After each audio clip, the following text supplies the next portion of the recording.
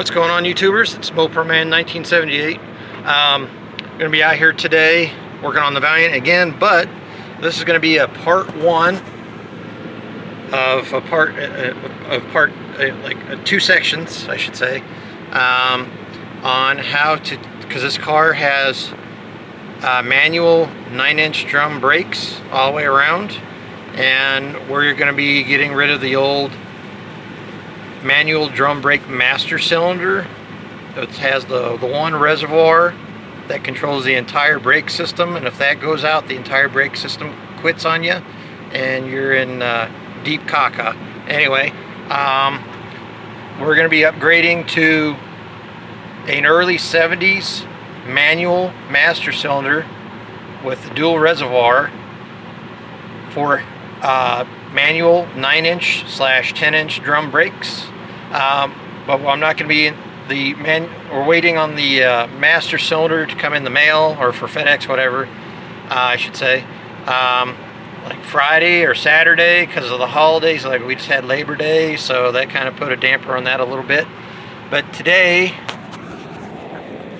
I've already cut through the BS as far as you having to watch me fight and take this off the old master cylinder, which I got right there, and having to fight with getting this out of there. It was wedged in there, rusted in there pretty good. Had to do a little finagling with the cutoff wheel to get the brake, the master cylinder piston that was attached to this off. And then part of the upgrade is this kit right here from well, let's get this out of here, from inlinetube.com. Tried to sell this, and for some reason I never got them sold, and I think it was meant to be, because we finally got this car. And I bought all this stuff during COVID, like back in 2019 sometime, and when they were having issues with the shipping processes being slow and stuff not getting out or mixed up or lost. Anyway, this came in the kit, and it originally came with this one. As you can tell, this is differently shaped. This is actually, they sent me the wrong one, even though on their website this said for like 62 to 66 A bodies, but that's not correct. This only fits 62 to 64 or 63 or whatever. Differently shaped, and this is the correct one, as you can see, just like the factory one, but the only difference is it's got an extra port on top for the dual reservoir master cylinder. They sell this same kit for if you want to do your disc brake conversion, but we're keeping all drum brakes, but we want to go to the dual master cylinder with the dual reservoir. Sorry about that.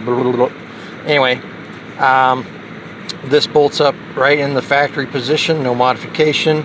Now, don't always rely on the pre-bent ones, because you're supposed to, I know you shouldn't have to worry about modifying anything when it comes to this type of stuff. But on my Dart, if it's just like my Dart, I actually had to crush in this loop some to get the tubes to expand outward and downward to make the connections to the master cylinders, and I had to do some slight little bending there, here and there.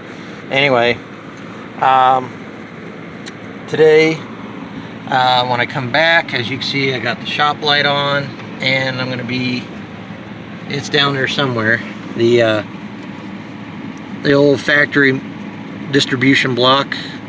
And we're also going to be buying the $150 to $175 brake line kit from Inline Tube as well, because once I power washed everything and inspected everything underneath the car, this car's going to need new wheel cylinders. And my luck, no matter how much you've tried, if these have been on here forever, the studs on the back of the wheel cylinders, they like to snap off, because they rust weld themselves to the wheel cylinder, and the bleeder screws like to rust weld themselves to the wheel cylinder as well, and they snap off. And so does the fittings, the brake line fittings that go into the back of the wheel cylinder. They like to weld themselves to the wheel cylinders as well. So when I come back, stay tuned. When I come back, I'll have the distribution block and everything off, and we'll start getting this installed.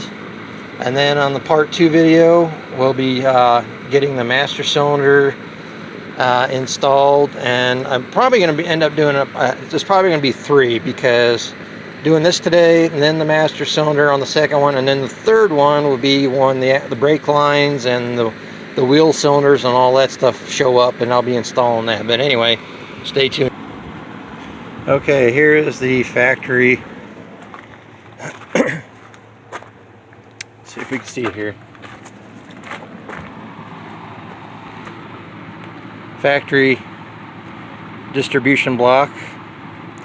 Now I have 2 of these factory ones if somebody needs one to restore their vehicle to factory specs. I got 2 of these for the 65. It came off a 65 Valiant, and then I got one that came off of my 65 Dart. So there's that. And I tried to use my special brake line wrenches and some heat, and those brake line fittings just did not come off, but I made it come off with my handy dandy cutoff wheel. And now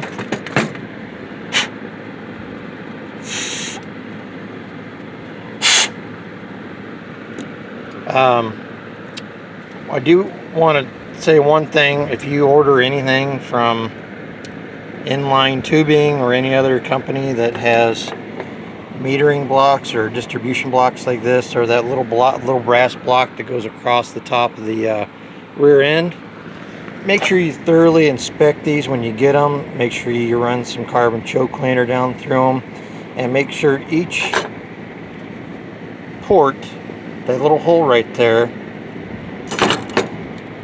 goes all the way through where it's supposed to be. Because when I was working on my buddy's 73 Duster in the older videos that you've seen on my channel, or you haven't seen on my channel yet, we put the brass block up across the rear end, his 8 3/4. Got all the lines mounted and made sure there was no leaks, but we couldn't bleed the rear driver's side. And come to find out, the tube wasn't clogged or anything, and we got to taking this back off. And when they had went to drill this hole there in the middle from the factory, they didn't go all the way through. They left a very thin amount of material blocking that port, and I had to find a drill bit that would work in there, and I had to be very careful and drill that port out, and then flush and back flush that to make sure the brake fluid was going through and wasn't being clogged by any brass shavings or chunks in there. Anyway, just make sure you check that stuff out before you install it. But and blow the lines out. Even though they're new lines, you could have a bug or something that decide to build a nest up in there in the tubes. But anyway, when I come back, I'll have the new distribution block installed, and I'll get underneath the car with a video camera so you can see it, and then we'll go from there. Alright guys, I don't know if you can see it down there. There we go. It's installed. And while I was underneath here, I also started using this Rust-Oleum 2-in-1 rust reformer and seal, rubberized black coating, seals rust and prevents corrosion. It also kills it. But I've already sprayed. Let's see if I can get in there.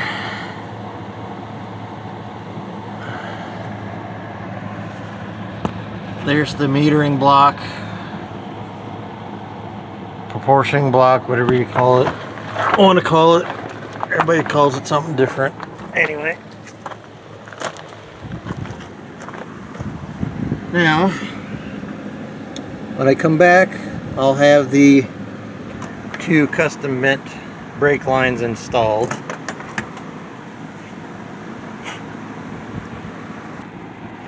Alright, I'm back. As you can see,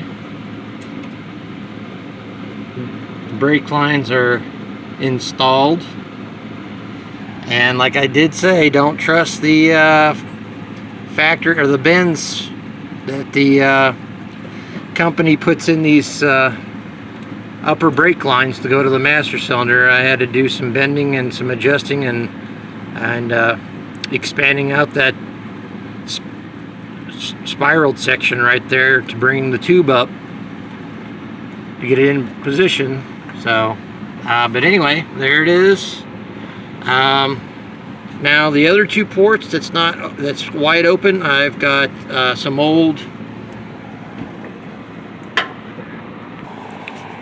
Anyway, guys, it's I'm gonna call it a day for this. I'm gonna finish putting the I got some leftover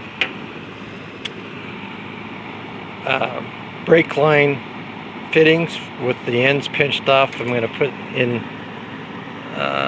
that little open end on the new block and on the other side to keep bugs and stuff from getting in there, and water and whatnot.